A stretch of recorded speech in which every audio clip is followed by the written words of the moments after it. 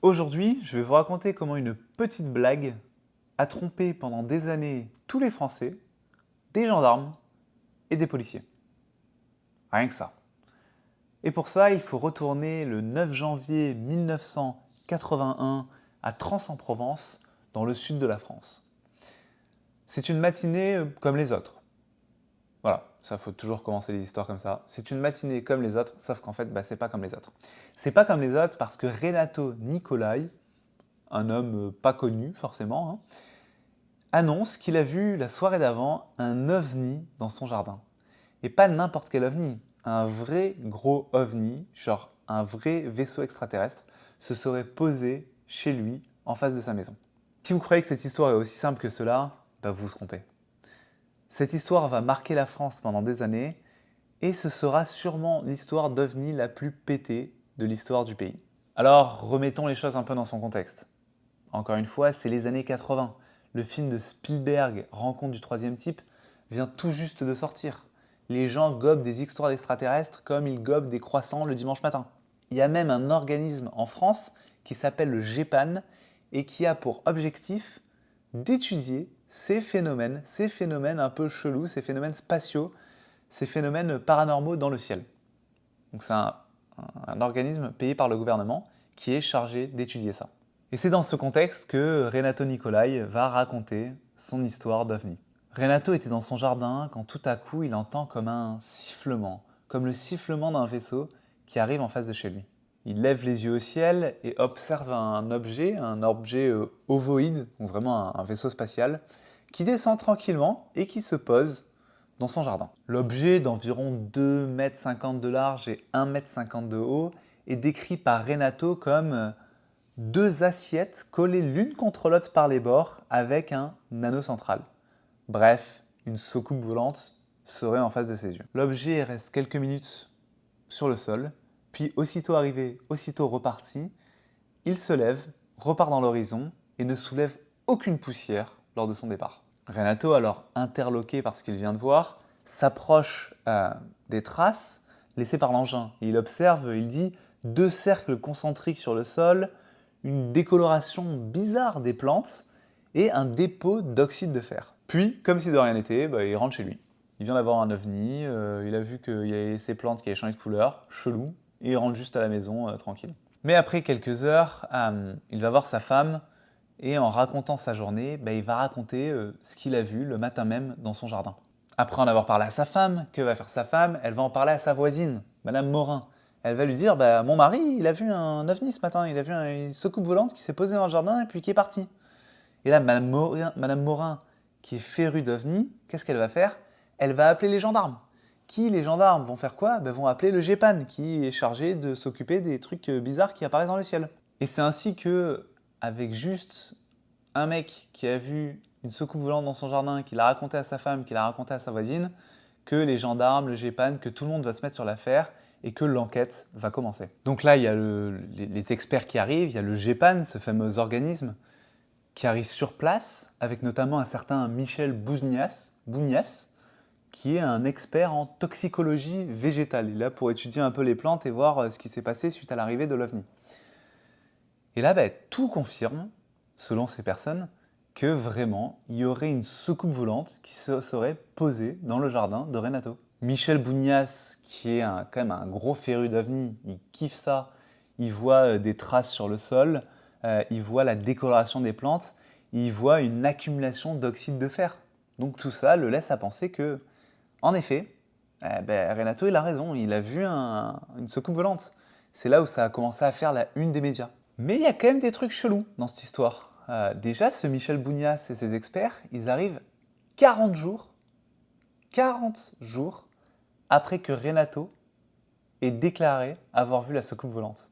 C'est un délai un peu généreux pour que des plantes changent de couleur, surtout en hiver. On est quand même en janvier, et ils viennent en février.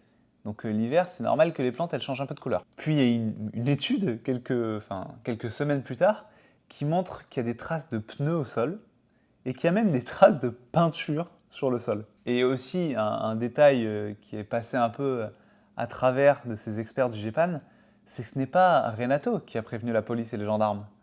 C'est la voisine, Madame Morin, celle qui est complètement fan d'ovnis et qui essaye de trouver des ovnis à peu près partout où elle va. Bon là, il y a quand même quelques indices qui laissent à penser que elle est chelou cette histoire. Elle est vraiment très très chelou cette histoire. Mais là, tous les indices que je vous ai donnés, ça arrive quand même des mois et des mois après les recherches initiales. Donc pendant des mois et des mois, bah, quand même tout le monde a cru qu'il y avait des aliens qui étaient passés chez Renato. Mais là, avec le temps, et avec, comme je l'ai dit, ces indices qui arrivent, il y a un sceptique, 3 ans plus tard, qui s'appelle Michel Monnery, qui va apporter toute la lumière sur cette affaire. En fait, déjà, Madame Morin, cette voisine, est, comme je vous l'ai dit, elle est fanatique d'OVNI, elle adore ça. Et dès qu'elle entend une histoire sur le sujet, elle le répète à tout le monde. Et Renato, lui, lui, il n'y croit pas du tout à ces histoires. Et il se trouve que Renato, en racontant l'histoire à sa femme, il savait qu'elle allait le raconter à la voisine, et il savait que la voisine allait tomber dans le panneau. Il voulait lui faire une petite blague. Par contre, ce qu'il n'avait pas prévu, c'est que la voisine appelle les gendarmes, appelle le GEPAN et que tout le monde se retrouve chez lui. Et là, Renato, il se sentait coincé quand il s'est retrouvé avec tout ça chez lui, avec toutes ces forces, tout ce budget qui a été mis en place pour étudier ce que Renato a vu, il s'est senti coincé. Et il ne voulait pas risquer une amende pour outrage aux forces de l'ordre.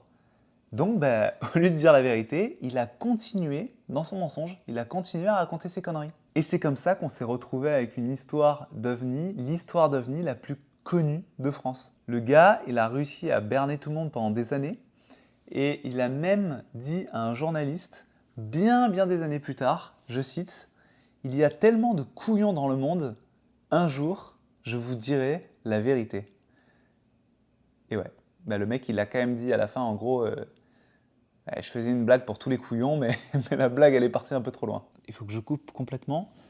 Je suis en train de me faire engueuler parce qu'il est minuit et demi et que je raconte des histoires d'extraterrestres dans le salon.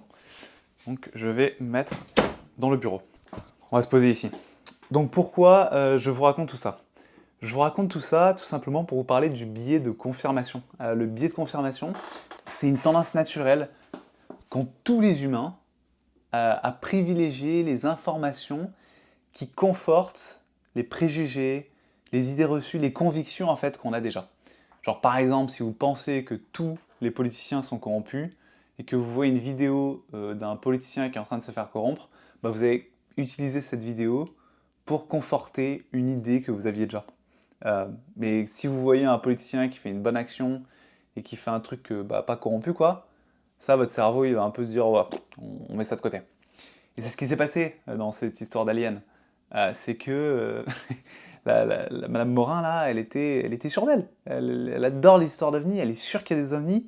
Donc dès qu'elle a entendu une histoire qui correspondait à sa conviction, à son préjugé, à une histoire qu'elle avait déjà en tête, elle a capté, elle l'a raconté à tout le monde. Et le GEPAN aussi. Le GEPAN, ils sont là justement pour prouver l'existence des ovnis. Et leur expert qui était là pour étudier les plantes et étudier le sol, il adore aussi les ovnis. Donc ils sont tous tombés dans le panneau de leur biais de confirmation sans voir tous les autres éléments qui allaient à l'encontre de leur théorie, et c'était quand même des gros éléments. Le fait qu'il y ait de la peinture sur le sol, le fait qu'ils viennent 40 jours après, en plein hiver, tous ces éléments-là, ils les ont mis de côté. Donc c'est ça le biais de confirmation, c'est chercher, interpréter et même se souvenir d'idées qui confortent une histoire que notre cerveau s'était déjà créée et ne pas vraiment retenir ce qui va à l'encontre de ces histoires. Vous allez me demander comment combattre ce biais de confirmation. C'est super compliqué. Parce que même si tu es au courant que tu as un biais de confirmation, tu tombes toujours dans le panneau. Une des techniques qu'on peut utiliser, c'est lorsqu'on a une idée en tête, lorsqu'on a une conviction, c'est de se poser la question « Pourquoi ma conviction serait-elle fausse ?» Et ne pas juste se poser la question. Et c'est aussi de chercher les réponses. Pourquoi ce que je pense c'est faux, potentiellement? On cherche tous les arguments et on analyse à froid tous les arguments qui pourraient prouver qu'on a tort. Et en faisant ces petites choses-là, ça peut aider à combattre ce biais de confirmation. Donc voilà, j'espère que cette histoire vous aura plu. Je sais qu'il y a beaucoup de gens qui ont vu ma vidéo, mon vlog sur ma carrière. Donc là, ça n'a rien à voir. J'espère que ça plaira quand même. N'hésitez pas à me le dire. Mais voilà. Bon, je me perds. Il est 1h du matin, je vais me coucher. Allez, ciao, bye.